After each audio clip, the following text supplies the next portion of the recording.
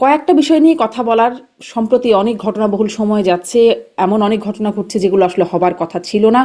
আমি আপনাদের দুজনের কাছে এই প্রশ্নটা যে এটা নিয়ে অবশ্য অনেক আলোচনা হয়েছে, তবু আপনাদের মূল্যায়ন যে দফায় দফায় হামলা হচ্ছে, মার খাচ্ছে এনসিপি, এবং জুলাইয়ে যখন জুলাইয়ের কর্মসূচি করছে দলটি, তখন এই হামলার শিকার।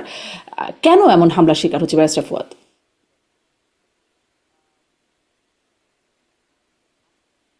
ব্যারিস্টার ফুয়াদ শুনছেন? ধন্যবাদ। আহ, প্রথম কথা হচ্ছে যে আমাদের রাজনীতিতে তো আসলে সহিংসতা খুব পুরাতন প্র্যাকটিস আর কি, ইনগ্রেইনড। কারণ সমাজ তো গণতান্ত্রিক না। আমাদের মাঝে মধ্যে নির্বাচন হয়, ভোট হয়, কিন্তু গণতন্ত্রের যে চর্চাটা সেটা রাজনৈতিক দলের মধ্যে নাই, সমাজে নাই, পরিবারে নাই, স্কুল কলেজ থেকে আমাদের শেখানো হয় না। তো যে জিনিসটা আসলে পুরো সমাজ প্র্যাকটিস করে না, যে আপনি একটা ডিসপিউট কিভাবে হ্যান্ডেল করবেন, একটা দ্বিমত কিভাবে হ্যান্ডেল করবেন। আপনারা যারা লম্বা সময় ওখানে থাকেন, আমি লম্বা সময় ইউরোপে থেকেছি, স্কুল কলেজে কাজ করেছি, আমরা দেখেছি যে বাচ্চাদেরকে ছোটবেলা থেকে ডিসপিউট রেজলিউশন শেখানো হয়।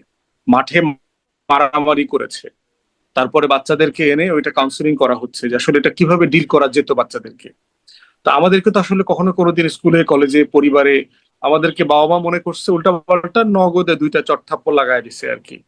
তা এখন চড় তো কি শুধু রাস্তায় আমার লাগাইতেছে, আমার টিচার আমাদেরকে চড় মারতেছে, আমার বাবা মা আমাকে চড় মারতেছে। আমাদের গাড়ি ভাঙার অভ্যেস তো আমরা ঘর থেকে শিখতেছি, স্কুল কলেজ থেকে শিখতেছি। তো এই জন্য পুরো সমাজ কাঠামোর ভিতরেই হচ্ছে যে আপনার গণতন্ত্র, দ্বিমত, সহনশীলতা, এটার কাঠামোগত লেসনের ঘাটতি আছে। পার্টিকুলার সমস্যা হচ্ছে রাজনীতিতে যে দ্বিমতের কোনো কালচার, কোনো মানে অনারেবল কালচার, মানে ফলো করবার মতো কালচার আমাদের পুরো জনগোষ্ঠী ধরেন গত কয়েক দশকে দেখে নাই।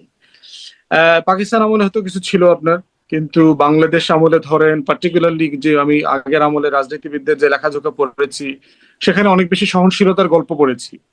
কিন্তু 70-80 দশকে আমাদের ক্যাম্পাস বেশি ভায়োলেন্ট হয়ে গেছে, এবং সেটার সেই যে অসহনশীল জেনারেশন যারা এখন রাজনীতিতে নেতৃত্ব দিচ্ছেন কিন্তু সব ব্যারিস্টার জায়গায়। ফুয়াদ, মানে একটু যদি সুনির্দিষ্ট জায়গায় আসি, যে জুলাইয়ের পরে তো আসলে মোটামুটি একটা একই ধরনের বা একই মতের অনেক অনেক জায়গায় আসলে একটা মতৈক্য ছিল। সেখান থেকে তো আসলে পরিস্থিতিটা এরকম হবার কথা ছিল না। ধরেন এখন তো আওয়ামী লীগ মাঠে নাই যে আসলে আওয়ামী লীগের সাথে মানে মারামারি হচ্ছে। এনসিপি অভিযোগ করছে ছাত্র দলের উপর। মানে এদের মধ্যে তো এমনটা হবার কথা ছিল না 2 বছর যেতে না যেতেই। মানে সেটির কারণ কি, সেটি আমি জিজ্ঞাসা না করছি। না, কথা কথা ছিল, এটাই হবার কথা। ছিল, আচ্ছা। এটাই হবার কথা, কারণ হচ্ছে হুম। রাজনৈতিক সহিংসতাকে আপনি ডিল করবেন কিভাবে। একটা জিনিস তো চলে আসছে, মানে দশকের পর দশক ধরে চলে আসছে। আমাদের গ্রামে গঞ্জে জমি জমা নিয়ে মারামারি, আদালত পর্যন্ত মারামারি, খুন খারাপি, সবকিছু তো আমাদের পরম্পরা ধরে আমরা দেখে আসছি। এই যে মবের কথা বলেন, আমরা ছোটবেলায় দল বেঁধে স্কুল থেকে গেছি গ্রামে চোর পিটাইতে। আমাদের কাছে খবর আসছে অমুক গ্রামে একটা চোর পাওয়া গেছে, তা আমরা চোর দেখতে গেছি তাকে সবাই কিভাবে পিটায়। তো এই বিষয়গুলো তো রাষ্ট্র আকারে, সমাজ আকারে আমরা আমরা কখনো অ্যাড্রেস করবার চেষ্টা করি নাই। এখন 24 হয়ে গেছে, মানে কি আসলে সব হয়ে গেছে? মানে 71-এর একটা যুদ্ধ হইলো, আমরা একটা দেশ পাইলাম, এরপরে কি বাকি সবকিছু তো হবার কথা ছিল না? হইলো তো তারপরেও। কারণ এটাতে রাজনীতিবিদরা এগুলোতে অ্যাড্রেস করেন নাই তো, যে জিনিসগুলো সাস্টেইন ডেমোক্রেটিক প্র্যাকটিসের মধ্য দিয়ে স্টেবিলিটি ডেভেলপ করা দরকার ছিল, চলনে বলনে আমার গণতন্ত্রের প্রয়াস ছিল, সেখানে আমরা ঠিক উল্টাটা দেখেছি। রাজনৈতিক দলের বক্তব্যগুলো দেখেন, হুম। আমরা দেখবেন খুব চিৎকার করে কথা বলি রাজনৈতিক দলের, আমরা সবাই হুম। বলছি, হুম। আমি সহ বলছি, আমরা সবাই খুব চিৎকার করে কথা বলি। প্রয়োজন নাই, আপনি মাইকে কথা বলছেন, কিন্তু আবার আমি একদম। চিৎকার করতেছি। আবার চিৎকার তো করতেছি, আবার দেখবেন আঙ্গুলটা আঙ্গুল জাগায়া, চেহারা টেহারা। মানে আমি মাঝে মধ্যে কমেন্ট পড়ি, তো নিচে লেখা, ভাই আপনার রক্ত ছিঁড়া যাইবো। হুম। হুম। হুম। তো এই বাস্তবতার ভিতর এটা পলিটিক্যাল কালচার, মানে কালেকটিভলি আমরা তো এই দোষে দুষ্ট। তো এখন হচ্ছে যে আপনি কখনো কি শিখিয়েছেন যে এইভাবে কথা বলাটা অভদ্র? আমরা তো পশ্চিমে দেখেছি, আপনি পশ্চিমে দেখেন তো কোনো পলিটিশিয়ান এরকম একটা আঙ্গুল জাগায় কথা বলে কিনা? পলিটিশিয়ানরা কথা বলে দায়িত্ব আকারে কথা বলে, দেখবেন আঙ্গুলটা বাঁকা করে নিজের দিকে, যে আপনাদের ব্যাপারে আমার দায়, এটা আমাদের দায়িত্ব, এটা আমার করার কথা ছিল, মানে আমরা এখানে ফেল করেছি, আমরা এটা করব, উদ্যোগ নিব। হুম। তো এই ভাষা, অ্যাটিটিউড, সবকিছুর ভিতরেই হস্টিলিটিটা আছে, এবং সেই খাইসলতটা তো ওভারনাইট চলে যাবে না, প্র্যাকটিস করতে হবে। এটা একটা লম্বা প্রলং টাইমের প্র্যাকটিসের মধ্য দিয়ে হচ্ছে এই জিনিসগুলো ডেভেলপ করে। এই জন্য হচ্ছে যে 24 হয়েছে অথবা এর আগে 71 হয়েছে, দেশ স্বাধীন হয়েছে, এর আগে 47 হয়েছিল, আমরা ব্রিটিশ থেকে আলাদা হয়ে স্বাধীন হয়েছি, এর মানে তো খাইসলত অ্যাড্রেস করা হয় নাই, কোনো ফর্মেই অ্যাড্রেস করা হয় নাই, ডিসপিউট রেজলিউশন অ্যাড্রেস করা হয় নাই। এবং এই না, অসুস্থ কিন্তু আওয়ামী সমাজে লীগের খাইসলতের জন্য আওয়ামী লীগ বিতাড়িত হলো, তারপরে সেই খাইসলত রয়ে গেল, শুধু আওয়ামী লীগ চলে গেল। না, খাইসলত তো রয়ে গেছে, যদি না বদলায় তাহলে তাদের পরিণতি একরকম হবে। আপনার মনে থাকার কথা, হাসিনার আমলে বলা হতো যে হাসিনাকে কোন কোন ভাষায় সমালোচনা করা যাবে, খুনি বলা যাবে না। আমার মনে আছে যে রিজভী ভাইয়ের একটা বক্তব্য কোট করেছে, তিনি বলছেন খুনি হাসিনার, এরকম একটা কথা বলছেন। যে পত্রিকাটা ওনাকে কোট করে বক্তব্যটা ছাপাইছে সে রিপোর্টার সাব এডিটরের চাকরি চলে গেছে, হাসিনার প্রেস টিম এখানে ইন্টারফেয়ার করেছে। হুম। আমরা দেখেছি যে হাসিনার বিরুদ্ধে বক্তব্য দিয়েছে, স্টেজে গিয়ে বিএনপি নেতা কর্মীদেরকে পিটানো হয়েছে, উঠায় নিয়ে গেছে রাতের বেলা, মিথ্যা হুম। মামলা হুম। দিছে। হ্যাঁ, আপনার মানে আপনি অন্যদের বিরুদ্ধে কথা বলেন, হাসিনার বিরুদ্ধে কেন কথা বলবেন? একই প্যাটার্ন আপনি বিএনপি নেতা কর্মীদের মধ্যে আমরা দেখতে পাচ্ছি। হ্যাঁ ভাই, কথা বলবেন, আপনি তারেক রহমানকে বারবার টেনে আনেন কেন? আপনি ওনার হুম। পরিবারকে কেন টেনে আনেন? তাহলে ভাই, ওনার পরিবার প্রোটোকল ছাড়া রাষ্ট্রের মিটিং এ যাচ্ছে, তার পরিবারকে টেনে আনতে হবে না? উনি বিভিন্ন জায়গাতে সরকারি প্রতিষ্ঠান উদ্বোধন করছেন, ওনার প্রোটোকল কি? উনি কি ফর্মে এটা করছেন? উনি যে রাষ্ট্রের প্রোগ্রামে মেহমান হচ্ছেন, কোন প্রোটোকলে উনি মেহমান হচ্ছেন? এটা প্রশ্ন করতে পারতে হবে না আমাদেরকে? হুম। একটা গণতান্ত্রিক নিশ্চয়ই, সমাজে নিশ্চয়ই, আমি প্রশ্ন আপনার কাছে আবার করতে আসি, পারার প্রশ্ন তো ভিতরে তো করতে কোনো হবে, লিমিট নাই। কিন্তু প্রশ্ন করারও তো মানে সেই ভাষাটা কিরকম হবে সেটাও তো একটা কিছু হবার কথা ছিল। মানে একদম হ্যাঁ, যেটি সেটা আসলে সেটা নিয়ে আমাদেরকে অবশ্যই। ডট ডট ডট দিয়ে বলতে হয় বা উজ্জ্ব করে রাখতে হয় যে শব্দগুলো, সেগুলো নিশ্চয়ই মানে একজন একটা দলের শীর্ষ নেতা বা সার্টেনলি না, প্রধানমন্ত্রীর সার্টেনলি না। বিরুদ্ধে একটা বলার বিষয় কথা না। আমি দেখেন, আপনার কাছে আবার আসি, মানে খাইশলতের সমস্যা বা আমাদের সমাজের সমস্যা এইভাবে চিহ্নিত করছিলেন আপনি। আমি জনাব আবু আলম শহীদ খান, আপনার কাছেও একই প্রশ্ন যে এক মানে এক হয়ে আন্দোলন হলো, তারপরে অনেক পুরো অন্তর্বর্তী সরকারের সময় আমরা দেখলাম ঐক্যমত কমিশন, অনেক ঐক্যমত আলোচনা সমালোচনা, অনেক কিছু একসাথে বসা, খুব ভালো সুন্দর একসাথে যাওয়া আসা, ছবি তোলা, অনেক কিছু খাওয়া দাওয়া হচ্ছিল। তারপরে এখন একদম মারামারির মতো অবস্থা। 5 বছর টিকতে দেবে না এনসিপির প্রধান নাহিদ ইসলাম, এমন ঘোষণাও দিয়েছেন, এবং হামলার শিকার হচ্ছে দফায় দফায়। কেন এমন অবস্থা, কেন? তখন এক ছিল, তো একটা লক্ষ্য ছিল শেখ হাসিনাকে সরানো, এক দফা। প্রথমে তো কোটা আন্দোলন দিয়ে শুরু, তারপরে এক দফা। তো এক দফার জন্য সবাই এক ছিল। তারপরে এক দফা তো হয়ে গেছে, শেখ হাসিনা চলে গেছেন, সরকারের পতন হয়েছে, একটা গণ অভ্যুত্থান হয়েছে, অভ্যুত্থানের মধ্যে দিয়ে নোবেল লরেট একজন দায়িত্ব নিলেন, 18 মাস উনি ছিলেন। তো পুরা আমল জুড়েই তো অনেক আলাপ আলোচনা, যে বললেন খাওয়া দাওয়া, আলাপ আলোচনা, সংস্কার, নানান সংস্কার, এবং তো ধরেন বেশিরভাগ রাজনৈতিক এবং শাসনতান্ত্রিক সংস্কার নিয়ে আলোচনা হয়েছে, এবং শেষ পর্যন্ত ঐক্যমত্য কমিশন তার মধ্যে সীমাবদ্ধ ছিল। যেমন ধরেন স্থানীয় সরকার সংস্কার নিয়ে একটা কোনো আলোচনা নাই, খুব ভালো একটা রিপোর্ট তারা দিয়েছিলেন, কোনো আলোচনা নাই। শিক্ষা নিয়ে কোনো সংস্কার কমিটি গঠন করা হয়নি। স্বাস্থ্য বিষয়ক কিছু কিছু রিপোর্ট দিয়েছেন, কোথায় সেগুলো? সেগুলো নিয়ে কোনো আলোচনা নেই। আলোচনা কিন্তু আছে, এখনো আমরা ওই রাজনৈতিক বৃত্তের মধ্যে আছি। এবং আমাদের রাজনীতি বা এই উপমহাদেশের রাজনীতিতে আপনার গণতান্ত্রিক সহনশীলতার চর্চাটা খুব কম। বাংলাদেশে তো খুবই কম, পাকিস্তান বাংলাদেশ বড় উদাহরণ, যে যেখানে চর্চাটা নেই। এবং আমাদের রাজনীতিতে আমরা গণতন্ত্র চর্চা করি না। দলগুলোই তো নিজের দলের মধ্যে গণতন্ত্র নাই, তাদের নেতা কিভাবে নির্বাচিত হবেন, কিভাবে কাউন্সিল হবে, কাকে কারা নমিনেশন পাবেন, কারা নমিনেশন পেয়ে পার্লামেন্টে আসবেন, সবকিছু কিন্তু এক ব্যক্তির, একজন মানুষের ইচ্ছার উপরে অনেকটা নির্ভরশীল। এবং এখন যেহেতু আপনার একটা নির্বাচন হয়ে গেছে, যে নির্বাচনই হোক, নির্বাচনের ব্যাপারে তো অনেকের অনেক রকম কথা আছে। জামাত তো বলেছে তারা বুকে পাথর বেঁধে এই নির্বাচনটা গ্রহণ করেছেন। ইলেকশন ইঞ্জিনিয়ারিং এর বড় ধরনের অভিযোগ আছে, এই অভিযোগ করা হয়। তারপরেও কিন্তু তারা মেনে নিয়ে সংসদে গিয়েছেন, সংসদে বেশ কিছু আলাপ আলোচনা হচ্ছে, সংসদ চলছে। মাঝখানে এখন দেখা যাচ্ছে যে এটা কি মানে ক্ষমতার লড়াই বলতে পারেন আপনি। ক্ষমতার লড়াইয়ের কারণে একদল ক্ষমতায় চলে গেছে, আর বাকিরা ক্ষমতার বাইরে আছে, সুতরাং তাদেরকে ক্ষমতায় যেতে হবে। তো সুতরাং তারা সেইভাবে রাজনীতি করবেন। সেখানে বোধহয় সহনশীলতার খুবই অভাব উভয় পক্ষ থেকে। শাসক দলের দায় বেশি, কারণ তারা ক্ষমতায় আছেন, তাদের হুম। পক্ষে রাষ্ট্রযন্ত্রকে তারা ব্যবহার করতে পারেন, পুলিশকে ব্যবহার করতে পারেন, পুলিশ অন্যদিকে মুখ ফিরিয়ে থাকতে পারে কোনো কোনো ক্ষেত্রে। আজকে তো অবশ্য আহ নাসির সাহেবের একটা বক্তব্য, নাসির উদ্দিন তো ওনার নাম, ওনার হুম। একটা বক্তব্য নাসিরুদ্দিন পাটোয়ারি। দেখছিলাম। উনি বলেছেন যে পুলিশ তাদেরকে যথেষ্ট সহায়তা করেছে। 2 দিন আগে কিন্তু এটা বলেনি, 2 দিন আগে পুলিশকে খুবই বলেছিলেন যে পুলিশ তাদের চরিত্র বদলায় নেই। তা এখন ধরেন যে এই ঘটনাগুলো ঘটছে এমন তো হবার কথা ছিল না। আমি ফুয়াদ সাহেবের সাথে একমত নাই যে এটা ছিলই, খাসলত বদলায় নাই। না রে ভাই, আপনারা একটা এত বড় অভ্যুত্থান করলেন, অভ্যুত্থানের পরে তো অবশ্যই আপনাদের মানে খাসলতের, যদি চরিত্রের বলি, খাসলত না বলি, যে আপনাদের চরিত্রের বা আপনাদের যে গণতান্ত্রিক চর্চার বা আপনারা যেভাবে রাষ্ট্রটাকে চিন্তা করেন, অনেক সুন্দর সুন্দর কথা আমরা শুনেছি, না সবার কাছ থেকে শুনেছি। বিএনপির কাছে তো আমরা ভালো ভালো কথা শুনেছি। তাদের সংস্কার কর্মসূচি ছিল না 31 দফা, এখনকার সংস্কার কর্মসূচি নিয়ে তাদের নোট অফ ডিসেন্ট আছে, এটা নিয়ে নানান কথাবার্তা আছে। বাট অনেক ভালো ভালো জিনিস কিন্তু বিএনপিও বলেছিল আপনার এই নির্বাচনের আগে বা যখন তারা আন্দোলনে ছিলেন। তারা সবাই ভালো ভালো কথা বলেছেন, এনসিপি ভালো কথা বলেছে, জামাত তো সবসময় ভালো কথা বলে, কতটুকু বিশ্বাস নির্বাচনের করে আগে তো এগুলো সবাই অনেকের ভালো প্রশ্ন কথাই আছে। বলে, কোনোদিন কোনো নির্বাচনের আগে সবাই কেউ খারাপ কথা সবাই বলেছে? খুব ভালো ভালো কথা বলে, কিন্তু যখন আপনি প্র্যাকটিক্যাল ফিল্ডে যান, একেবারে যখন ফিল্ডের রাজনীতিতে, তখন কিন্তু এই ভালো জিনিসগুলো থাকে না এবং আরো অন্যান্য তাদের চরিত্রের উন্মোচিত হয়।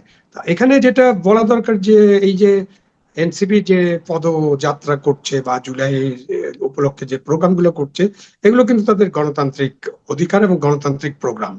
হুম। এটা ঠিক যে এনসিপি কতিপয় নেতা, নাসিরুদ্দিন সাহেব বিশেষ করে, এবং তার আগে আরেকজন ছিলেন যিনি এখন নেই, তারা মানে রাজনীতিতে ভাষাতে যে ধরনের অশ্লীলতা অসভ্যতা আনছিলেন। ফুয়াদ ভাই একটা কথা বলেছেন যে ব্রিটেনের পার্লামেন্টে অনেক স্ল্যাং ব্যবহার করা হয়, হয় কিন্তু তারা এটা রেজলিউশন করতে পারে, কিন্তু আমাদের দেশে আমরা যে ভাষায় স্ল্যাং করেছি ওই তুলনায় বোধহয় স্ল্যাং পৃথিবীর কোনো দেশেই নাই। তো এই যে অশ্লীলতা, অসভ্যতা এবং ব্যক্তিকে আক্রমণ, এগুলোর কারণে মনে হয় সহনশীলতার খোলসটা আর থাকছে না। যে কারণে আমরা সিলেটে বিশেষ করে হবিগঞ্জে, তারপরে তারপরের স্টেজে দেখেছি, আজকেও গতকালকে বোধহয় এরকম হয়েছে, আজকেও হয়েছে, গাড়ি ঘোড়া ভেঙে যাচ্ছে, মানুষের উপর ইট পাটকেল নিক্ষেপ করা হচ্ছে। এগুলো আসলে না করাই ভালো।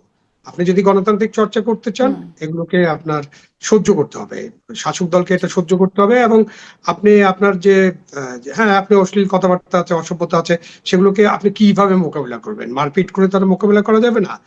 শারীরিক আঘাত, মারপিট, গাড়ি ভেঙে দেওয়া, জেলে নেওয়া, এগুলো কিন্তু সমস্যার সমাধান করে না। সুতরাং আপনাকেও আপনার ভাষা দিয়ে, আপনার রাজনীতি দিয়ে, আপনার কর্মীদের সহনশীলতা দিয়ে এগুলোকে মোকাবিলা করতে হবে। আমরা সেই জায়গায় যেতে চাই আসলে, এবং জি। জুলাইয়ের আপনি পরে ওই সেই সরকারের জায়গায় ভূমিকার যাওয়ার কথা প্রত্যাশা বলছিলেন, ছিল। যে শাসক দলের দায়িত্ব বেশি। আমি শাসক দলের দায়িত্ব নিয়ে বিশেষভাবে কথা বলতে চাইবো, যে তারা আসলে কি দায়িত্ব প্রমাণ করলো বা তাদের কি চেহারা আমরা এখন দেখলাম। কিন্তু আমি যেই মানে কেন প্রশ্ন করছিলাম যে দফায় দফায় হামলা কেন, এখানে দুই রকম ন্যারেটিভ। একটা যে আপনি বলছেন, যেটি জনাব আবু আলম শহীদ খান, যেটি আপনি বললেন যে আহ, বক্তব্য ভাষাগত ব্যাপার, এই একটা বিষয় শুনতে পাচ্ছি যে বিশেষ করে নাসিরুদ্দিন পাটোয়ারি তার যে বক্তব্য তাতে আপত্তি, এবং এই কারণে এই হামলার কারণ ছাত্রদলকে দায়ী করা হচ্ছে। ছাত্রদল আবার বলেছে যে এটা আসলে বিক্ষুব্ধ জনতাই হামলা করেছে, তারা না, বিক্ষুব্ধ জনতাই হামলা করেছে। এই একটা ন্যারেটিভ।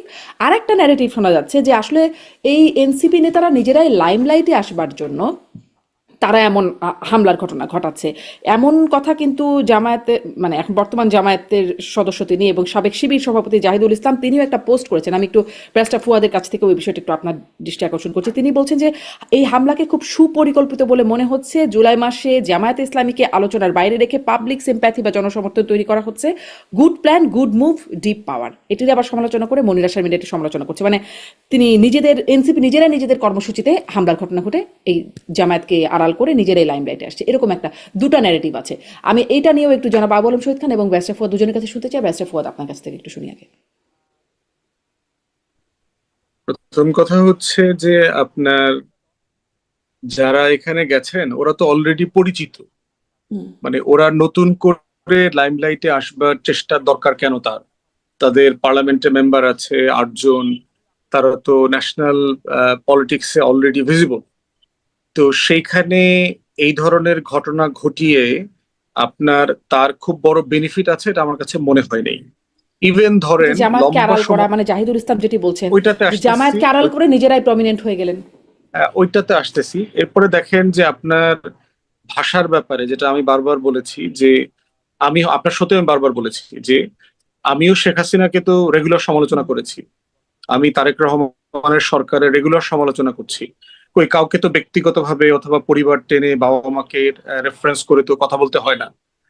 এটার এটার ভিন্ন রাজনৈতিক ভাষা আছে, শক্ত রাজনৈতিক ভাষা আছে সমালোচনা করার। তো সেইখানে লম্বা সময় যদি কেউ শব্দের ব্যাপারে অপব্যবহার করে তিনি লম্বা সময় পলিটিক্সে সার্ভাইভ করবেন না, করতে পারবেন না। কারণ রাজনীতির নিজস্ব স্রোত আছে এবং এই স্রোতে সে প্রাসঙ্গিক থাকতে পারবেন না।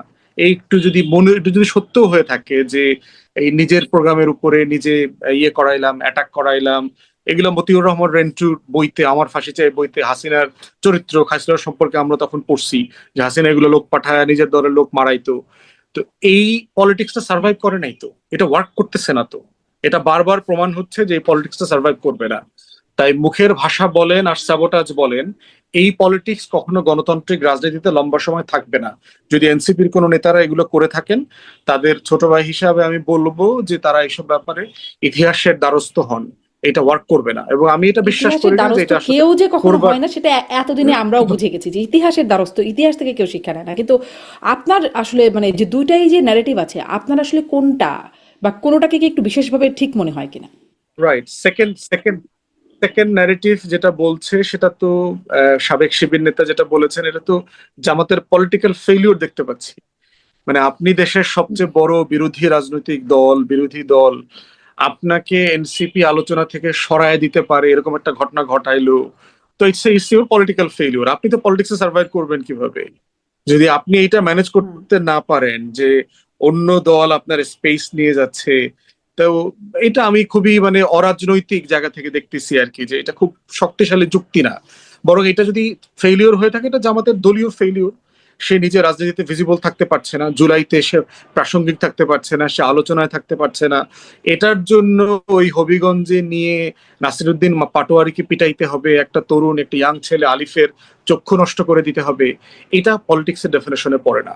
আমি মোটা দাগে সকল তথ্য দিয়ে জেনেই বলছি, ইটস সিম্পলি আমাদের রাজনৈতিক সহিংসতার সমস্যা। সামনে কমিটি আসতেছে, দেখবেন একটা ছেলে লাইভ করতেছে, পিছনে বলতেছে এই ভালোভাবে ক্যামেরা ধরিস যেন চেহারাটা দেখা যায়। একটা গেঞ্জিতে দেখবেন যে হবিগঞ্জ জেলা ছাত্র দল লেখা।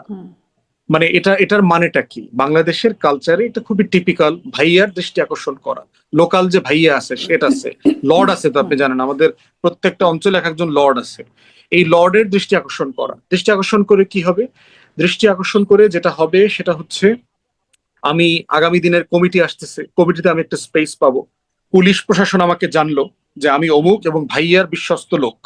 এখনো দেখেন কারো বিরুদ্ধে মামলা বলেন অথবা গ্রেফতার করা বলেন, এই লেভেলের ফুটেজ থাকার পরেও, মানে আপনি যদি দলের লোকও হয়ে থাকেন, এনসিপির লোকও হন, বিএনপির কেয়ারফুল হওয়ার দরকার না? জামাতের প্রতিবাদ করে বলার দরকার না ছেলেগুলোকে গ্রেফতার করো, গ্রেফতার করে ফৌজদারি অপরাধের মুখোমুখি করো। আপনি এটা এক্সপোজ করে ফেলতে পারবেন। তো মানে এটা এমন জিনিস না আপনি লুকাইতে পারবেন, ওই ছেলে মেয়ের বাবা মা পরিবার ব্যাকগ্রাউন্ড সবকিছু জানতে পারবেন। কিন্তু আপনি তো পুরো ঘটনার পরম্পরাটা দেখেন। আপনার নেতারা হচ্ছে শ্রীমঙ্গলে, আপনি 144 দিলেন পৌরসভায়, রাস্তায় গাড়ি আটকায় দিলেন পুলিশ দিয়ে, বিজিবি দিয়ে, ট্রাক দিয়ে, ট্রাক্টর দিয়ে, জি, তারপরে বলছিলাম যে মরা সরকারের ভূমিকাটা নিয়ে লাশ বিশেষভাবে বাহী কথা গাড়ি। বলবো, সরকারের ভূমিকাটা নিয়ে বিশেষভাবে কথা বলবো। কিন্তু জামাতের কথা আপনি বলছেন যে মানে জামাতও খুব প্রতিবাদ বা প্রতিক্রিয়া দিল না, প্রথম ঘটনার পর দিল না, বেশ দেরি করে দিল, তাও খুব শক্ত প্রতিবাদ প্রতিক্রিয়া না। একটা কি ভাঙন, অনৈক্য জোটের মধ্যে তৈরি হয়ে গেল দেখছেন? একটা বিষয় হচ্ছে এনসিপির একটা অংশ তো চায়, কারণ তারা চাইতেছে যে স্থানীয় সরকার নির্বাচনে তাদের অনেক দাবি দেওয়া আছে, আমাদেরকে এতগুলা সিটি কর্পোরেশন পৌরসভা হাবিজাবি এটা দিতে হবে ওইটা দিতে হবে। তো জামাত বলছে আমরা তো ঐক্যটা হয়েছিল জাতীয় নির্বাচনকে কেন্দ্র করে, আমরা চাই স্থানীয় সরকার নির্বাচন সবাই যার যার মতো করবে, এটাই জামাতের পলিসি। তো অনেক তরুণ নেতারা মনে করছেন তাহলে তো জামাতের সাথে থেকে আমার আমার লাভ নাই। তো আমার লাভ নাই মানে হচ্ছে এনসিপিরও লাভ নাই, এরকম একটা ব্যাপার আছে। তো কেউ কেউ এটা বোধ করছেন। কিন্তু মোটা দাগে এনসিপির এখন সরে আসার মতো বাস্তবতা আসলে আছে কিনা, তার যে সংগঠন, তার যে শক্তি কাঠামো, বিএনপির যে হস্টিলিটি তৃণমূলে, আপনি দেখবেন বিভিন্ন জায়গায় মারামারি হচ্ছে, জামাত শিবির কিন্তু প্রোটেকশনও দিচ্ছে। প্রোটেকশন না দিলে এখানে ক্ষয়ক্ষতি এনসিপির অনেক বেশি হইতো। জামাত শিবির তাদের স্টেটমেন্টও বলেছে যে আমরা তাদের পাশে এসে দাঁড়িয়েছি। হয়তো এটা বলতে পারেন হয়তো শতভাগ ভালোবাসা নিয়ে দাঁড়াইছি কিনা। এখন যদি মনে কষ্ট থাকে আমি কতটুকু ভালোবাসতে পারবো আপনাকে, তাই একটু কষ্ট থাকলে তো মানে শতভাগ ভালোবাসা দেওয়া যাবে না। মতানৈক্য বা অনৈক্য যদি কিন্তু আছে, ভাঙন অনেকের কিছু মানে কিছু কিছু সূত্র আছে বলে ভিন্ন দেখা যাচ্ছে। থাকতেই পারে। ধন্যবাদ। হ্যাঁ, আমি আসি জনাব আবু আলম শহীদ খান আপনার কাছে। দুটো বিষয়, ওই যে সরকারের ভূমিকায় আসবো, কিন্তু ওটাও একটু আপনার কাছ থেকে জেনে নিই। দুটো ন্যারেটিভের আপনার কাছে কোনটা মনে হয়, নাকি এর বাইরে অন্য কিছু মনে হয়? ন্যারেটিভ তো বয়ান তো সবসময় তৈরি করা হয়, সুতরাং দুটার মধ্যেই যে দুটার একটা সত্য একটা মিথ্যা বা দুটাই সত্য এরকম তো হবে না। প্রথম কথা হলো যে ঘটনার তো ভিডিও ফুটেজ আছে, তো ভিডিও ফুটেজ থেকেই তো বের করা যায় যে আসলে এনসিপি নিজে নিজে করছে নাকি জামাতে ইসলামী ভিতরে ঢুকে করছে নাকি বিএনপির ছাত্র দল করেছে। এটা তো নিয়ে খুব একটা বয়ান বানানোর সুযোগ আছে কি? কেন আমাদের কাছে অনেক ফুটেজ আছে, সেসব ফুটেজ দেখানো হচ্ছে। কেউ কেউ তো মানে বীর দর্পে ফুটেজ গুলা প্রকাশও করছেন। প্রথম আলোর আগুন লাগানোর পর দেখেন নাই কতজন হুম। ফুটেজ করলো প্রথম আলোর সামনে দাঁড়িয়ে দাঁড়িয়ে। কেন এটা তারা একটা মহান দায়িত্ব পালন করেছে, জিহাদি দায়িত্ব করেছে না? তো এইসব ফুটেজ দেখলেই বোঝা যাবে যে কারা করছে। এখন আপনি ছাত্র শিবিরের প্রাক্তন সভাপতি, উনি এখন জামাতের কি রোলে আছেন আমি জানি না। উনি যে একটা ফেসবুক স্ট্যাটাস দিলেন, সেই স্ট্যাটাসটা আবার কিন্তু উনি সরিয়ে ফেলেছেন। হুম। সরিয়ে ফেলেছেন, পরবর্তীতে আলাপ আলোচনা হয়েছে সমালোচনা বা বেশ হয়েছে সমালোচনা এবং হয়েছে, প্রশংসা সরিয়ে পেয়েছে। ফেলেছেন। কিন্তু প্রথমে একটা স্ট্যাটাস দিয়ে দিলেন, দিয়ে দিয়ে প্রকাশ করলেন যে এনসিপি কে প্রাসঙ্গিক করার জন্য এনসিপি নিজেই এসব ঘটনা ঘটাচ্ছে। আমার মনে হয় এটা খুব ভালো খিল্ল স্ট্যাটাস ছিল, একদম স্ট্রেট হয়ে। এই স্ট্যাটাসটা যায় না, জামাতের সাথেও যায় না। জামাত এই ধরনের, জামাতের একজন নেতা এই ধরনের স্ট্যাটাস দেওয়াটা খুবই ভালো খিল্লতা। কারণ যেখানে পরিষ্কার বোঝা যাচ্ছে যে ঘটনাটা কি ঘটছে, সেখানে এটা কিন্তু করার তাহলে দরকার নেই। জামাত কেন একটু নীরব থাকলো? মানে জামাতের হ্যাঁ, শক্ত ওই যে ভূমিকা এখনো নাই, এনসিপির সাথে তখন জামাতের নীরব। কি একটু, হ্যাঁ, এনসিপির সাথে কি জামাতের একটু টানাপোড়েন চলছে কিনা, এটা একটা প্রশ্ন হতে পারে। কিছুটা টানাপোড়েন তো ফুয়াদ ইঙ্গিত করলেন যে স্থানীয় হুম। সরকার নির্বাচন নিয়ে টানাপোড়েন আছে। যে ধরেন ঢাকা সিটি কর্পোরেশন নির্বাচনে উত্তরে, উত্তর, দক্ষিণ, দক্ষিণে অলরেডি তো একজনকে জামাতে ইসলামের পক্ষ থেকে মোটামুটি ঘোষণাই করে সাদিক খান। হুম। দেওয়া হয়েছে যে কে নির্বাচন করবেন। সেখানে কিন্তু একজন এনসিপির বড় নেতা, যিনি উপদেষ্টা ছিলেন, তারও নির্বাচন করার ইচ্ছা ছিল। আসিফ মাহমুদ। তো এরকম যদি আপনি সারা দেশে দেখেন, আমি কয়েকটা শহরে গিয়েছিলাম, মানে গ্রামের দিকে গিয়েছিলাম। আমি কিন্তু প্রত্যেক জায়গায়, অলমোস্ট প্রত্যেক জায়গায় জামাত ইসলামের কে ক্যান্ডিডেট হচ্ছেন এরকম ডিক্লেয়ার করা ফেস্টুন এবং বড় ব্যানার টাঙানো দেখেছি। এগুলো নির্বাচনী আইন ভঙ্গ করে না না কিনা এটা একটা প্রশ্ন। কেন স্থানীয় সরকার নির্বাচন কিন্তু হবে দলীয় ভিত্তির বাইরে, দলীয় নির্বাচন হবে না। কিন্তু আমি নিজেই দেখেছি, ফুয়াদ সাহেব দেখেছেন কিনা উনিও দেখতে পারেন নিশ্চয়ই, যে তারা তাদের যে ক্যান্ডিডেট তাদের প্রচার করে দিচ্ছে এবং তারা কিন্তু পোস্টার, ব্যানার, ফেস্টুন লাগিয়ে ফেলছে। তো এই ক্ষেত্রে এনসিপির সাথে নিশ্চয়ই তাদের যে আলাপ আলোচনা, যে কারণে এনসিপি বিএনপি ছেড়ে জামাতের সাথে গেল, সেটাও তো আরেকটা নাটকীয় ঘটনা বলি, তাই না? হুম। একসময় তো বিএনপির সাথেই তারা কথাবার্তা বলার চেষ্টা করছিল এবং সিট অ্যাডজাস্টমেন্টের চেষ্টা করছিল।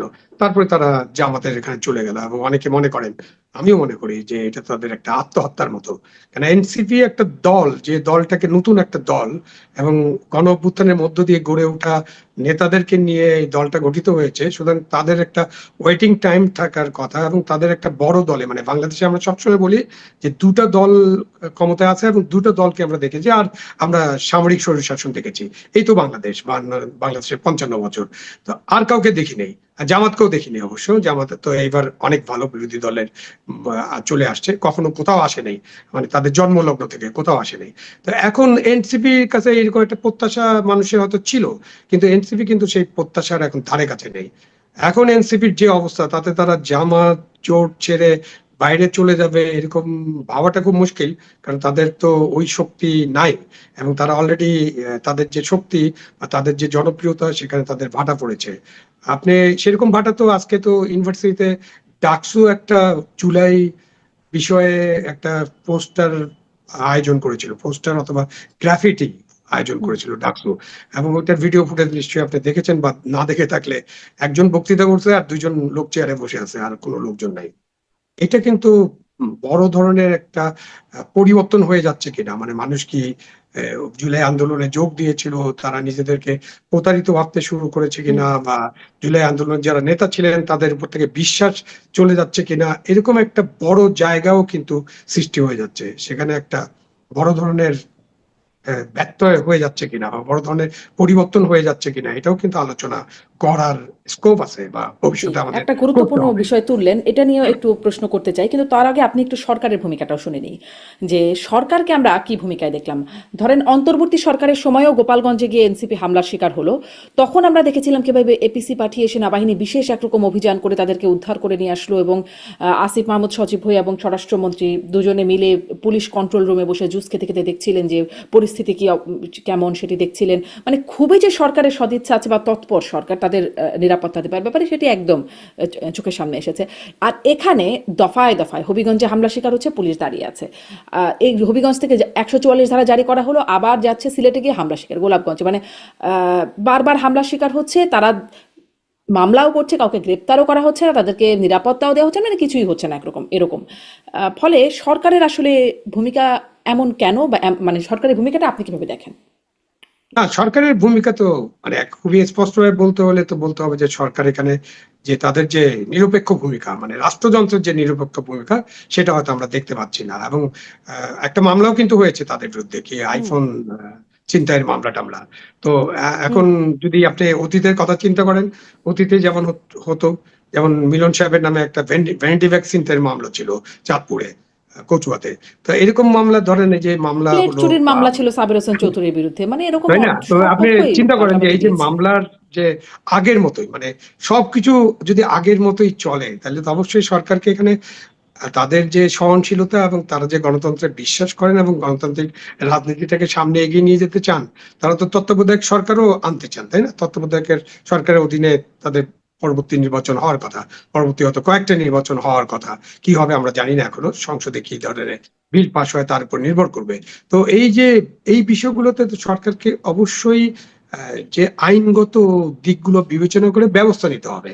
হতে পারে আপনি কেউ অতি উৎসাহী হয়ে ঘটনা ঘটিয়ে দিতে পারে। একেবারে আমি মনে করি না যে সরকারের শীর্ষ পর্যায় থেকে নির্দেশনা দেওয়া হয়েছে যে ওই স্থানীয় ভাইয়াদের ইয়েতে ঘটতে পারে। স্থানীয় ভাইয়া হয়তো আরেক বড় ভাইয়ার নজর টানতে চান। তো তারপরে কিন্তু সরকারকে ব্যবস্থা নিতে হবে। সেই ব্যবস্থাটা যত তাড়াতাড়ি নেওয়া যাবে, সরকারের ইমেজটা তত ভালো হবে বলে আমি মনে করি।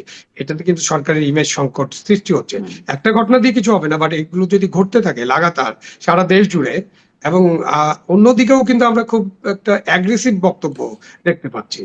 ওই যে আপনি একটু আগে বলছিলেন, তখন আমরা এটাকে মনোযোগ দেই নাই, যে বলছিলেন না 5 বছর থাকতে দেওয়া হবে না। এটা কিন্তু খুব অগণতান্ত্রিক বক্তব্য। মানে একটা সংসদ নির্বাচনের পরে দেশটা 5 বছর চালানো তাদের কাজ। হ্যাঁ, তার 5 বছরের মধ্যে বড় কোনো ঘটনা বা অনেক কিছু ঘটে যেতে পারে, বাট আপনাকে এই 5 মাসের মধ্যে আপনি বলে দিলেন 5 বছর চলতে পারবে না, রক্তের প্রতিশোধ রক্ত দিয়ে নিব, খুবই অ্যাগ্রেসিভ ভূমিকা দেখা যাচ্ছে। সেখানেও কিন্তু তাদেরও সচেতন হওয়ার দরকার আছে, তাদেরও হুম। ভাষা পরিবর্তনের দরকার আছে।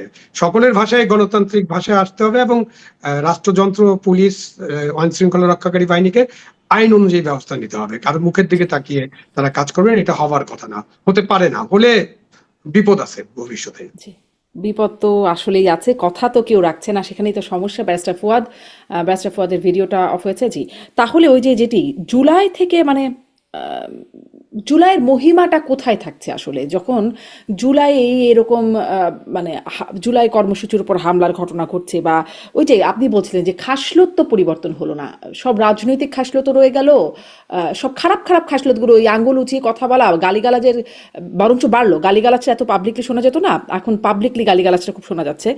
খাসলত বদলায়নি, গালিগালাজ বেড়েছে, আবার রাজনৈতিক সহিংসতা বেড়েছে, আইন শৃঙ্খলা পরিস্থিতি যে খুব ভালো হয়ে গেল তা না, জীবনমানেরও খুব উন্নতি হয়ে গেল তা না, দেশি বিদেশি বরং নানান রকম সমস্যার কারণে আন্তর্জাতিক নানা সমস্যারও প্রভাব আছে।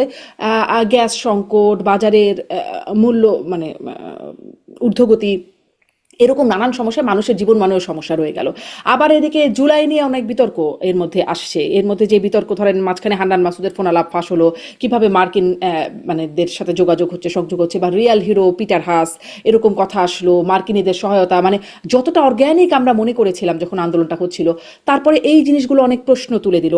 এখন আবার রাশেদ খান বলছেন যে যিনিও জুলাইয়ের একজন নেতা বটে, গণ অভ্যুত্থান বা তার আগে থেকেই তারা কাজ করেছেন, নুরুর রাশেদ, তারা এখন এসে বলছেন, রাশেদ খান এসে বলছেন সার্জিস হাসনাত তারা হচ্ছেন আওয়ামী লীগের পক্ষে কাজ করেছে, তারা গণ অভ্যুত্থানের হিরো না, ভিলেন। মানে এরকম কথা যখন এখন 2 বছর যেতে না যেতেই আসছে, তখন আসলে জুলাইয়ের মহিমা নিয়ে প্রশ্ন ওঠেই কিনা। না, জুলাই নিয়ে তো আমি না, কি আমার ব্যারিস্টার কাছে ওঠে ফুয়াদকে না। শুনি? কারণ হচ্ছে যে হ্যাঁ, শুনি। ও sorry। না না আসলে বলেন। আশরাফ না আপনার কাছে শুনে আমি যাবো বললাম শহীদ। আচ্ছা, হ্যাঁ। আহ, না ওঠে না হচ্ছে এই কারণে যে কোনো বড় ঘটনার পরে রেট্রোস্পেক্টিভলি মানুষ যখন সময়টা কাটায় আস্তে আস্তে দূরত্বটা বাড়ে, তখন সে আসলে রিফ্লেকশন করে রেট্রোস্পেক্টিভলি যে আসলে কি হলো, আমরা কি করতে চেয়েছিলাম, কতটুকু পেলাম কতটুকু পেলাম না। যুদ্ধের পরেও আলাপ ছিল, আপনি যদি আহমদ সফার লেখা পড়েন, মাওলানা ভাসানীর লেখা পড়েন, হক কথা, গণকণ্ঠ, এগুলো তখন তো যথেষ্ট ফ্রাস্ট্রেটিং কনভারসেশন করেছে। এটাকে যুদ্ধকে অথবা আমাদের মুক্তির লড়াইকে ছোট করে না, ছোট করে না। এর আগে আমরা ব্রিটিশ বিরোধী লড়াই করেছি শত শত বছর এই দেশে। 47-এ পাকিস্তান রাষ্ট্র বানিয়েছে এই ভূখণ্ডের মানুষরা, যে রাষ্ট্রের সাথে তারা আবার তালাক হয়ে গেছে। এর মানে কি পাকিস্তান রাষ্ট্র বানানো ভুল ছিল না? ভুল ছিল না। তাহলে প্রত্যেকটা মুক্তির লড়াই হচ্ছে একটা আকাঙ্ক্ষাকে সামনে নিয়ে হয়। আমরা একটু একটু করে এগোতে চাই এবং আমরা আসলে একটু একটু করে এগোচ্ছিল, হয়তো গতিটা অনেক স্লো। এটা হচ্ছে এই পৃথিবী নামক ভূগোলের উপরে দাঁড়ায় দেখেন আজকে আমরা কত কিছু করছি, কিন্তু পৃথিবীটা কিন্তু ঘুরছে, নড়ছে, প্রচন্ড গতিতে নড়ছে। কিন্তু এটা আমার সাপেক্ষে এই ঘোরার গতিটা এমন যে আমি আপনি টের পাচ্ছি না, কিন্তু আমরা এগোচ্ছি, আমরা আসতেছি। এই জন্য যেগুলো বলেছেন এগুলো প্র্যাকটিক্যালি সত্য কথা, এগুলো ফ্যাক্টস। কিন্তু এটা যদি আপনি যে কোনো গণ অভ্যুত্থান, বিপ্লব, ফ্রেঞ্চ রেভলিউশনের পরে দেখেন, বিপ্লবীরা একজন আরেকজনকে গিলেটিনে হত্যা করেছে, বিপ্লবীরা হত্যা করেছে। কারণ কে ট্রু রেভলিউশনারি, তখন এই তর্কটা আসছে। এই যে আমরা এই যে দেখছেন না, আসল মুক্তিযোদ্ধা কারা, নকল মুক্তিযোদ্ধা কারা, এই কাগজ সনদধারী কারা, আসলে জুলাইতে কার কি রোল ছিল না ছিল। দেখেন এই তর্কটা আমার কাছে গুরুত্বপূর্ণ না, গুরুত্বপূর্ণ তর্ক হচ্ছে এই লড়াইয়ের মধ্য দিয়ে আমি কি অ্যাচিভ করতে চেয়েছিলাম, আমি কেমন বাংলাদেশটা চেয়েছিলাম, ওইটা হচ্ছে আমাদের লড়াই। এবং এই লড়াইটাই হচ্ছে গণ অভ্যুত্থান বলেন, যুদ্ধ বলেন, বিপ্লব বলেন, যে নামে ডাকেন না কেন, এই প্রতিটা লড়াই হচ্ছে ওইটাকে কেন্দ্র করেই ঘোরে আর কি। তাই সেজন্য এটাতে নিয়ে আমার মধ্যে কোনো হতাশা নাই, এবং আমি এটা বোধ করি না যে এটা ওই জুলাইতে সব সমস্যার সমাধান হয়ে গেছে। ওইটা আমার কাছে তখনও মনে হয়নি। আমি তখন থেকে খুব কশাসলি রাষ্ট্র বিনির্মাণের আলাপ তুলেছি যে এটা একটা লম্বা সময় ধরে করতে হবে, বারবার করতে হবে, বারবার এই লড়াইয়ের কথা মনে করতে হবে, আকাঙ্ক্ষাকে ফিরায় নিয়ে আসতে হবে। অবদানটা খুব ছোট স্পেসের জায়গা। এই লেভেলে আলোচনাটা যারা করছেন তারা আসলে মূল লড়াইটা ভুলে হ্যাঁ, কিন্তু যাচ্ছে। ধরেন মানুষ কেন আস্থা রাখবে, মানুষ কেন আস্থা রাখবে যেখানে ওই যে বলছিলাম যে যে বিষয়গুলো এখন চোখের সামনে চলে আসছে এগুলো যখন শুনছে এবং তার জীবন মানে বা বাস্তবতা, সংস্কৃতি, খাসলত, চরিত্র এগুলোতে যখন পরিবর্তন দেখছে না, তখন মানুষের আস্থাটা কেন থাকবে? না, একদম যে কিছু পরিবর্তন হয় নাই তা না। বেশ বিষয় দেখেন, আমরা 20 বছর পরে একটা নির্বাচিত সরকার পেয়েছি, মানে ভোটের ব্যাপারে বিভিন্ন দলের সেটিও নাকি রিজার্ভেশন ইঞ্জিনিয়ারিং করা। কেন। ওয়েল, মোটা দাগে তো এই সরকার গ্রহণ করেছে, মানে তারা তো বিরোধী দল হয়েছে, তারা তো সংসদে যাচ্ছে, তারা তো ট্রাইব্যুনালে মামলা চ্যালেঞ্জ করে ইলেকশন বয়কট করে নাই, রেজাল্ট বয়কট করে নাই, তারা তো শপথ নিয়েছে। বুকে তাহলে পাথর মোটা দিয়ে। দাগে আমরা গণতন্ত্রের ট্রেন থেকে যে বিচ্যুত হয়ে গিয়েছিলাম, সেই ট্রেনটাতে আমরা তো এসে আবার উঠলাম। মোটা দাগে মানুষ উৎসব মুখর অথবা যে ভাষায় বলেন অংশগ্রহণমূলক ভোটের আয়োজন করেছে, মানুষ ভোট দিয়েছে। একটা ফ্যাসিবাদ, একটা অথরিটেরিয়ান ওয়ান পার্টি রেজিম থেকে আমরা বের হয়ে আসছি। এখন হচ্ছে আমাকে অ্যাসার্টিভ রেসপন্সিবিলিটি আছে, আমি যে বের হয়ে আসলাম তারপরে আমার করণীয় কি, আমি সেই কাজগুলো করছি কিনা, বিএনপি সেগুলো ডেলিভার করছি কিনা, এইটা হচ্ছে কন্টিনিউয়াসলি আমার তর্কের জায়গা। পার্টিকুলারলি দেখেন আইন শৃঙ্খলার ব্যাপারে বলেছেন অথবা এই ভায়োলেন্সের কথা, আইন শৃঙ্খলা পরিস্থিতি আসলে ভালো না। রিপোর্ট দেখলাম গত জুন মাস পর্যন্ত 1200+ খুন হয়েছে, জুলাই যোগ করলে ধরেন আরো 250-300, মানে ধরেন 1500 খুন হয়ে গেছে জুলাই মাস, এই 6 মাসে। এখন সরকার কি আসলে সিরিয়াসলি এটা নিয়ে অ্যাড্রেস করছেন? আপনি দেখেন সরকার দলীয় যতগুলো ভায়োলেন্স হয়েছে, সরকার কি সিরিয়াসলি কোনো অ্যাকশনে গেছে? সিটি কলেজের মারামারি নিয়ে আমি আপনার এখানে কথা বলেছি, যে রামদাধারী ছাত্র দলের নেতারা যারা যারা অংশগ্রহণ করেছে, এবং ওখানে দেখবেন যে শিবিরের একটা ছেলের পায়ের নড়ালি কেটে দেওয়া হয়েছে, পুরো রক কেটে দেওয়া হয়েছে, পুরো পাটা সে পঙ্গু হয়ে গেছে। এক্স্যাক্টলি এই ভায়োলেন্সটা দেখেন হবিগঞ্জে একটা ছেলের চোখ চলে গেছে। এই যে রাজনৈতিক সহিংসতা গুলো হচ্ছে, আপনি বরিশালে দেখলেন যুব দলের নেতা একজন ব্যাংকের অথবা ফাইন্যান্সিয়াল ইনস্টিটিউশনের ম্যানেজারকে মানে খুবই মানে রিপ্রেসিভ সিচুয়েশনে তার কাছ থেকে টাকা চেক লেখায় নিচ্ছেন। এই ঘটনাগুলো ঘটছে। তো আমি এটা নিয়ে কথাও বলছি যে তারেক রহমান তো শুধু প্রধানমন্ত্রী না, তিনি তো বিএনপি নামক রাজনৈতিক দলেরও প্রধান, চেয়ারম্যান। তো আমাদের মহাসচিব মির্জা ফখরুল ভাই বলছেন কিছুই বদলায় নাই, এইটা হয় নাই সেটা হয় নাই, কিন্তু আপনি তো দলের সেক্রেটারিও। আপনারা কি করছেন আসলে বদলানোর জন্য? দেশের মানুষের এই কনফিডেন্স তৈরি করবার দায়িত্ব তো সরকারি দলের, যে এই যে আকাঙ্ক্ষাগুলো পূরণ হয় নাই, যেটা আপনি এক্সাম্পল আকারে বললেন, এইটা ডেলিভার করবার দায়িত্ব কালেকটিভলি রাষ্ট্র কাকে দিয়েছে? এবং আপনি কন্ট্রাডিকশনটা দেখেন, রামিসার ঘটনার পরে মাননীয় প্রধানমন্ত্রী, স্বরাষ্ট্রমন্ত্রী, আইনমন্ত্রী ঘটা করে ওখানে গেলেন। আলিফ যে ছেলেটা, যার আপনার চোখটা অন্ধ হয়ে গেল, ও আপনার দেশের নাগরিক না? ও তারেক রহমান কি ওরও প্রধানমন্ত্রী না? তাহলে উনি ওখানে খবর নিলেন কিনা যে এই ছেলেটা যে চক্ষু হারায় ফেললো, আমারও তো দায় আছে রাষ্ট্র আকারে। দেখেন তো বিএনপির কোন সিনিয়র নেতাদের কোন সিরিয়াস বক্তব্য আছে মানে কিনা এরকম তো যে মবের কোনো শিকার রাজনৈতিক হয়ে হয়ে সহিংসতা? মব হতে হতে এরকম তো অনেক কিছু হলো, কেউ তো খবর নেয় না কারো। মানে রাইট, যেখানে খুব বেশি জনগণের সিম্প্যাথি তৈরি হয় সেখানে গিয়ে আমাদের নেতারা একটু খবর নেন। রামি সাহেব এরকম একটা এক্স্যাক্টলি। উদাহরণ। এবং তখনই হচ্ছে যে আপনার মানুষের এই যে আইন হাতে তুলে নেবার জায়গাটা কখন তৈরি হয়, আপনি যখন কনসিস্টেন্টলি এই ধরনের ঘটনাগুলো দেখবেন, দেখতে থাকবেন, তখন আপনি দুই ধরনের রিয়াকশন করবেন। একটা হচ্ছে প্যাসিভ রিয়াকশন। দেখবেন রামিসার বাবা বলেছিল যে আমি বিচার টিচার চাই না, জানি এই দেশে কিছু হবে না, এটা একটা প্যাসিভ রিয়াকশন। আবার কেউ আছে একটা ভায়োলেন্ট রিয়াকশনে যাবে, সে প্রতিশোধে চলে যাবে, এটার প্রতিশোধ নিতে চাইবে। ওই যে আপনার কুষ্টিয়া অথবা হবিগঞ্জ কোথায় দেখলাম, ওই যে বোনকে ধর্ষণ করেছে, চার ভাই মিলে পিটায়া ওই ধর্ষককে মেরে ফেলছে। তো এখন আপনার সে জানে যে এই রাষ্ট্রে আমি কার কাছে বিচার চাইবো, কোথায় জিডি করতে যাব, কি দরকার এইসবের পিছনে সময় নষ্ট করবার। এখন রাষ্ট্র যদি ব্যালেন্সিং এক্সারসাইজ করতে চায় যে আমার নাগরিক প্যাসিভও হবে না, হতাশও হয়ে যাবে না রাষ্ট্রের উপরে, আবার আইনও হাতে তুলে নেবে না, তাহলে তাকে এখানে অ্যাক্টিভ রোলটা প্লে করতে হবে। সেই জায়গায় বাংলাদেশ সরকারকে, বর্তমান সরকারকে, মাননীয় স্বরাষ্ট্রমন্ত্রী, কাউকে আমরা খুব অ্যাক্টিভ দেখতে পাচ্ছি না যে রোলটা তাদের প্লে করার কথা। যে অ্যাটলিস্ট একটা হুমকি দেওয়া দরকার দলের নেতা কর্মীদেরকে, শাসানো দরকার যে এটা অ্যাকসেপ্টেবল না, টলারেবল না, পুলিশকে বলা দরকার। সেরকম কোন অ্যাকশন আমরা দেখতে পাচ্ছি না। জি, আমি এই প্রশ্নটা একটু রেখে আপনার কাছে আরেকটা প্রশ্ন করবো, কিন্তু আবু আলম শহীদ খানের কাছে এই প্রশ্নটা আমি রেখে যাই যে আসলেই তো খুব, অন্ততপক্ষে গণমাধ্যমে খুব সরব দেখা যায় স্বরাষ্ট্রমন্ত্রীকে, কিন্তু এই ঘটনাগুলোর পরে স্বরাষ্ট্রমন্ত্রী এমনি রব, মানে সেটি লক্ষ্য করছেন কিনা এটা একটু আসবো আপনার কাছে। কিন্তু আপনি সরকারের কথা বলছিলেন ব্যারিস্টার ফুয়াদ, আমি একটু আবার বিরোধী দলের কথা বলি, যেহেতু আপনার বিরোধী জোটভুক্ত, ফলে ওটা সে বিষয়ে আপনার কাছে একটু বিশেষ করে যাওয়ার জায়গা, যে বিরোধী দল কি একটু বিপাকে আছে এই মুহূর্তে, মানে জামাত ইসলাম কি একটু বিপাকে আছে? ধরেন গাজী নজরুল ইসলাম, মানে অনেক দলেরই অনেক এরকম ঘটনা ঘটে, কিন্তু জামাত যেহেতু আসলে নারী পুরুষের মেলামেশার একটা অবাধ মেলামেশার বিরোধিতা করে, বা বিশেষ করে পর্দা এই বিষয়গুলো বিশেষ করে বলে, ফলে তাদের কথা শুনলে একটু বিশেষ করে আলোচনা আসে ব্যাপারগুলো। ফলে ওই যে গাজী নজরুল ইসলামের ঘটনা, তারপরে দেখলাম তার পরপরই দেখলাম একজন যুব জামায়াত নেতা, তিনি ধর্ষণ এবং ভ্রূণ হত্যার দায়ে তার নামে মামলা হয়েছে। আর একজনকে দেখলাম পরকীয়ার অভিযোগে আর একজন জামায়াত নেতা, মানে এই খবরগুলো গণমাধ্যমে যেগুলো একের পর এক আসছে, তাকে এলাকাবাসী পিটিয়েছে, এরকম কিন্তু বেশ কয়েকটা ঘটনা পরপর আসছে। এই ধরনের ঘটনায় কি জামাত একটু বিব্রত হয়ে আছে? এক, আরেকটু প্রশ্নটা একটু লম্বা, যে এরকম কিনা যে মানে তারা কি, জামায়াতের নেতারা কি নতুন করে এই ধরনের ঘটনা ঘটাতে শুরু করলো, নাকি এই ধরনের ঘটনা উন্মোচন করবার পেছনেও একটা সচেতন প্রয়াস আছে? আসলে বিষয়টা কেমন? দেখেন, এই ঘটনাগুলোর সাথে আসলে ক্ষমতার সম্পর্কটা বেশি আর কি। ক্ষমতা কাঠামো হচ্ছে ডিসাইড করে যে কাকে আপনি সাবমার্জ করতে পারবেন, কার অধীনে আপনি অথরিটি আপনি কায়েম করতে পারবেন। যেমন ধরেন সাতক্ষীরার ঘটনায় দেখেন, মেয়েটাকে কি কথা বলা হয়েছে, একটা চাকরি দেওয়ার কথা। হুম। এখন জামাত 17 বছরের কি তার একটা চাকরি দেওয়ার মতো বাস্তবতায় তার রাজনীতিটা ছিল? ছিল না তো। তিনি একটা সাপ্রেসিভ মোডে ছিলেন, সার্ভাইভাল মোডে ছিলেন, দৌড়ের উপরে ছিলেন। তাহলে আজকে যিনি এমপি হয়েছেন তিনি একটা চাকরি দিতে পারবেন, তার এই ক্ষমতাটা আছে, এবং এই ক্ষমতাটার সুযোগ নেওয়া হয়েছে। তো এই পুরো জিনিসটার সাথে দেখেন, এবং এটা শুধু জামাত বলে কথা না, সকলেই দেখেন, বিএনপির কয়েকজন এমপি মন্ত্রীর ভিডিও আসছে রিসেন্টলি একই রকম ভাবে। এই পুরো জিনিসটা হচ্ছে ক্ষমতা কাঠামোর প্রশ্ন। বেনজিরেরটা দেখেন, লাঠি ঘুরাইতে ঘুরাইতে ঘুরাইতে ঘুরাইতে সে এই দুষ্টামিগুলো করতো। বিভিন্ন গণমাধ্যমের মালিকদের কথা আপনারা জানেন।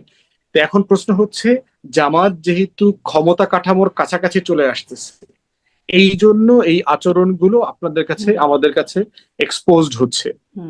এর বাইরে যেটা হচ্ছে বিব্রত কিনা, সার্টেনলি আমি তো মনে করি জামাত বিব্রত। কারণ হচ্ছে যে সে যে রাজনীতিটা করে, যেহেতু একটা ধর্ম ভিত্তিক রাজনৈতিক দল, তার একটা নৈতিক কাঠামোর ব্যাপারে তো সে অ্যাডভোকেসি করে। অতএব সেই ধর্মীয় নৈতিক অ্যাডভোকেসির জায়গায় তার কাছে এটা অবশ্যই প্রচন্ড রকম বিব্রতকর একটা ঘটনা যে এইরকম তার সিনিয়র নেতারা, এমন না যে খুব জুনিয়র মাঠ পর্যায়ে লোকরা করতেছে, সিনিয়র নেতারা এই ধরনের কাজে ইনভলভ।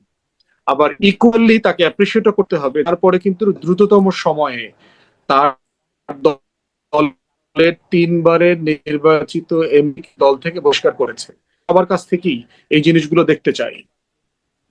জি, আমি আবু আলম শহীদ খান, আপনার কাছে এটা একটা শুনে তারপরে স্বরাষ্ট্রমন্ত্রীর কথা জিজ্ঞাসা করি যে এই যে জামায়াত নেতারা, মানে জামায়াত একটু বিব্রত হচ্ছে কিনা, এটিকে জামায়াত নতুন করে এই ধরনের আসলে ক্ষমতায় যাচ্ছে বা ক্ষমতার আশেপাশে বলে এই ধরনের কর্মকাণ্ড শুরু করলো, নাকি আগেও ছিল, এখন একটু বিশেষ করে প্রচার করাটা কোনো একটা বিশেষ তৎপরতার অংশ, আবার এই ধরেন ভিডিও ভাইরালের যে একটা নতুন সংস্কৃতি শুরু হয়ে গেল, এটাও আবার মানে এটাও আবার কেমন হলো? না, প্রথমত তাহলে খাসলতের কাছে আবার যেতে হয়। মানে এটা হলো খাসলতের বিষয়। আপনি জামাত করেন না, বিএনপি করেন না, আওয়ামী লীগ করেন, যে আপনার কাছে ক্ষমতা আসলো এবং আপনি তখন একটা চাকরি দেওয়ার সুযোগ পাইলেন, তারপরে একটা তরুণীকে, অল্প বয়স্ক, তাকে মলেস্ট করবেন, এটা তো খাসলতের ব্যাপার। এটা তো মানে ক্ষমতায় এটা কি যাওয়ার সুযোগের সাথে অভাবে কোনো এতদিন ভালো ছিল? কানেকশন না, তাই না? এটা জামাতের যে আদর্শ তারা প্রিচ করে তাদের সাথে যায় না। শুধু নজরুল ইসলাম সাহেব এটা প্রথম করলেন এরকম তো ধরে নিলে হবে না। তো এরকম যে হয়, এবং আমাদের দেশের তো কথাই আছে, আমাদের মাদ্রাসাগুলোতে কি হয় এগুলো আমরা অনেক শুনেছি, তাই না? এবং অনেক এটা নিয়ে অনেক ঘটনা ঘটে এবং অনেককে গ্রেফতারও করা হয়। তো এই যে বিষয়গুলো আছে, এই বিষয়গুলো নিয়ে তো আমাদের আলাপ আলোচনা করতে হবে এবং এটার সমাধান খুঁজে বের করতে হবে। এবং আমরা তো মানুষকে দেখি যে যখন বিপদে পড়ে তখন উনি তার স্ত্রী হয়ে যান, দ্বিতীয় বিবাহ। এবং পার্লামেন্টে আপনার মুতাবিহ নিয়ে আবার আলোচনা হয়। মানে একটা আজব, মানে ড্রামাটিক সোসাইটিতে আমরা আছি। সুতরাং এই জিনিসগুলোকে এইভাবে অ্যাভয়েড করা যাবে না। এটা অবশ্যই জামাতের জন্য খুবই লজ্জাজনক বিষয়, এবং তারা এই কারণে একটু খামোশ আছেন কিনা সেটাও আপনার হতে পারে। এই কারণে তারা এনসিপির উপরই আক্রমণ হচ্ছে, এই সময় তারা নিজেরা কম কথা বলছেন, হয়তো তারা একটু সময় নিচ্ছেন। এই সময়টা তাদের হয়তো প্রয়োজন। তারা হয়তো আবার পার্টিতে তারা দেখছেন যে পার্টির ভিতরে আরো এরকম লোকজন আছে কিনা যাদেরকে তাদের ইয়ে করতে হবে, তাদের ব্যবস্থা করতে হবে, অথবা জিনিসগুলোকে রিজলভ করতে হবে। আপনি যে জায়গাটায় প্রশ্ন করছিলেন যে এই যে জুলাই নিয়ে যে মানুষের হতাশা, হ্যাঁ, মানুষের তো এই বিভিন্ন বড় বড় বিপ্লবের পরও মানুষ হতাশ হয়, এটা খুব স্বাভাবিক। বাট এই হতাশাটা কিন্তু খুব দ্রুত হয়ে গেছে, এবং এই হতাশার সাথে আমাদের যে 18 মার্চ যে নোবেল লরেটের সরকার ছিলেন, ইউনূস সাহেব এই হতাশার প্রধান প্রধান কারণগুলো সৃষ্টি করে গেছেন। কিন্তু এই যে আপনি যা যা বললেন, আপনি যে মার্কিন চুক্তি যেটা বলেন, বা এখন তো চুক্তি করে আমরা এলপিজি আনতেছি বিশাল অঙ্কের টাকা দিয়ে, আমরা ওদের কাছ থেকে বিমান কিনবো, আমাদের এগ্রিকালচার সেক্টরে কি হবে, এটা নিয়ে অনেক আলোচনা হয়েছে। আর সবকিছু যদি ধরেন, এই যে মবের মূল্য তৈরি করা, এটা ইউনূস সাহেবের একেবারে কৃতিত্ব বলতে পারেন। উনার সময় উনি যা চাইতেন সেটা করার জন্য উনি তাদেরকে হাজির করতেন। এখন ওই যে রাজুতে আসো বললে কিন্তু লোকজন যায় না। এই যে যেমন বললাম না যে টিএসসি তে ডাকসুর অনুষ্ঠানে কোনো লোকজনকে দেখলাম না, হয়তো পরে কিছু লোক গিয়েছিল, তার একটা ফুটেজ হয়তো পরে দেখতে পারবো। বাট এই অবস্থায় মানুষ কিন্তু খুব হতাশ, দেশের অর্থনৈতিক অবস্থা খারাপ, গ্যাসের অবস্থা খুবই খারাপ, কারণ এফআরএসইউ একটা আগুন পুড়ে গেছে। এবং ইউনূস সরকার কিন্তু দুটা এটা কেনার কথা ছিল, এফএসআরইউ, সেটা তারা বাতিল করে দিয়েছিলেন। একটা চুক্তি ছিল, কেন আপনার তো দুটা দিয়ে হবে না, আপনার পরবর্তী দুটা লাগবে, এবং এই একটা আনতেই 2 বছর সময় লাগে। তো উনি বাতিল করে দিলেন। তো বাতিল করার পরে তো ব্যবস্থা করতে হবে, উনি তো 18 মার্চ ছিলেন। বাতিল করার পরে যে ব্যবস্থাটা ওটা উনি করেন। এখন বিএনপি তো এইটার জন্য সাফার করছে, কিন্তু সাফারিংসটা অন্তর্বর্তীকালীন সরকারের তৈরি করা। সেরকম অন্তর্বর্তীকালীন সরকারের সময় আমরা অনেক কিছু ঘটতে দেখেছি, যেটার ব্যাপারে অন্তর্বর্তীকালীন সরকারের পক্ষে, বিএনপি তো একটা রাজনৈতিক সরকার, তার রাজনৈতিক ক্যাডারদের নিয়ন্ত্রণ করা একটা ঝামেলা, এবং এটা ক্যাডার ভিত্তিক একটা দল, তৃণমূল পর্যায়ে তাদের নিয়ন্ত্রণ খুব কঠিন। আওয়ামী লীগের জন্য এটা বড় সমস্যা ছিল, বিএনপির জন্য এটা বড় সমস্যা, জামাতের জন্য এখনো সমস্যা হিসেবে আমরা দেখিনি, হয়তো ভবিষ্যতে দেখবো যদি তারা আরেকটু পাওয়ারফুল হয়, যেটা আমরা আলোচনা করছি। তো এখন ইউনূস সরকারের পক্ষে কিন্তু তাদের কোনো রাজনৈতিক দল ছিল না, তারা কোনো রাজনীতির মধ্যে ছিলেন না। তাদের পক্ষে কিন্তু দেশের আইন শৃঙ্খলা পরিস্থিতি উন্নয়ন, দেশের অর্থনৈতিক উন্নয়ন এবং অন্যান্য অনেক বিষয়ে কঠোর ব্যবস্থা তারা নিতে পারতেন, কিন্তু আমরা তাদেরকে নিতে দেখিনি। এবং এটা কিউমুলেটিভ হয়ে গেছে এখন। তখন যারা এইসব ঘটনা ঘটছে, তখন কত ঘটনা ঘটছে, আপনি মাজার থেকে লাশ উঠায় পুড়িয়ে দেওয়া হয়েছে, মাজারে আক্রমণ করা হয়েছে, আপনার একজন সংখ্যালঘিষ্ঠ মানুষকে গার্মেন্টস থেকে বের করে এনে রাস্তায় তার শরীরে আগুন লাগিয়ে দেওয়া হয়েছে, কত জায়গায় হামলা করা হয়েছে, কত শুধুমাত্র পুলিশ স্টেশন মোর দেন 400। ফুয়াদ সাহেবের বক্তব্য শুনছিলেন যে পুলিশকে কিভাবে জবাই করা হয়েছে, উনার প্র্যাকটিক্যাল এক্সাম্পল উনি একটা টক শোতে দিয়েছিলেন। তো এইসব করা হয়েছে। তারপরে সেই আমাদের মনে আছে যে কত কতজন পুলিশ নিহত হয়েছেন, কত অস্ত্র লুট হয়ে গেছে, সেসব অস্ত্র উদ্ধার। তো এই অন্তর্বর্তীকালীন সরকার ডক্টর ইউনূসের সময় এই কোনো কাজে ঠিক মতো কাজ করেনি, কোনো সেক্টরে কাজ করেনি, যার কারণে এখন এই নতুন সরকার, যে 5 মাসের সরকার, তাদেরকে কিন্তু অনেক ঝামেলা পোহাতে হচ্ছে। এখন তারা একটা কথা বলে ফেলতে পারেন, 15 বছরের বা 17 বছরের, এটা হিসাব দিতে পারেন, পাহাড় সমান এইসব জিনিসপত্র আমরা তো ঠিক করতে পারছি না। আর এই যে বললাম না, গ্যাসের সংকট, FSRU আপনি বাতিল করে দিলেন অকারণে।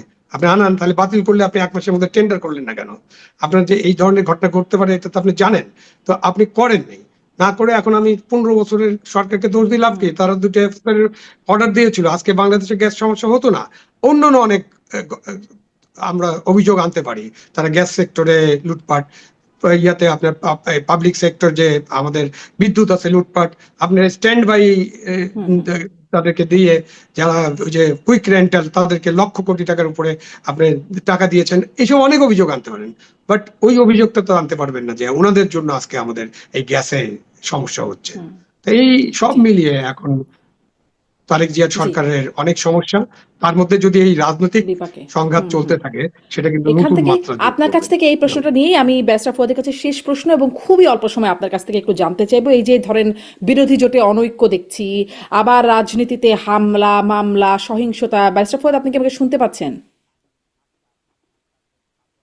আমি মনে হয় ব্যারিস্টার ফুয়াদ আমাকে ব্যারিস্টার ফুয়াদ, আপনাকেই জিজ্ঞাসা করছিলাম যে যেই পরিস্থিতি আর কি এখন, যে বিরোধী জোটের মধ্যে বিরোধী জোটের একটা বিরোধী দলের একটা বিব্রতকর অবস্থার মধ্যে আছে কিছু কিছু কিছু ক্ষেত্রে, তাদের জোটের মধ্যে অনৈক্য আছে, এদিকে আবার সহিংসতা হামলা মামলা ইত্যাদি চলছে, সামনে এর মধ্যে আছে স্থানীয় নির্বাচন। ফলে আপনি আসলে সামনে যদি বলি নিকট ভবিষ্যতেই আপনি আসলে পরিস্থিতি কেমন দেখতে পান ব্যারিস্টার ফুয়াদ?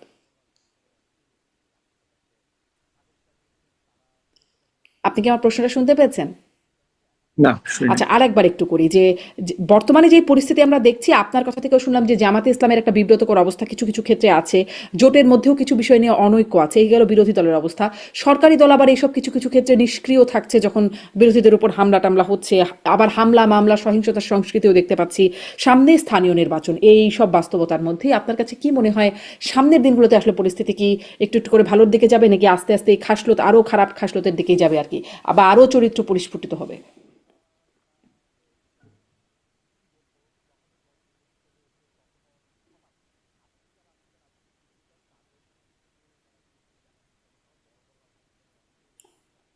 আপনি কি শুনতে পাননি ব্যারিস্টার ফুয়াদ?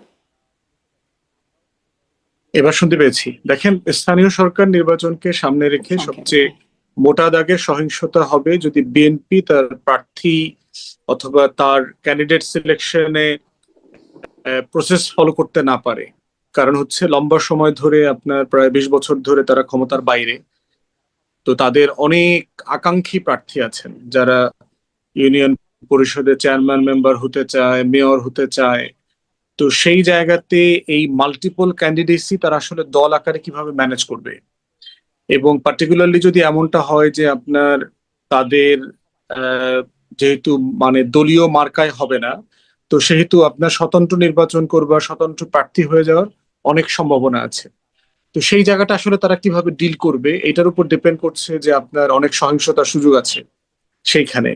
তো সেটা আবার অন্য বিকল্প যুক্তি হচ্ছে, যেহেতু বিএনপি এখন সরকারে আছে, সে আসলে তাকে তার সিদ্ধান্তের ব্যাপারে যত প্রার্থী থাকুক স্থানীয়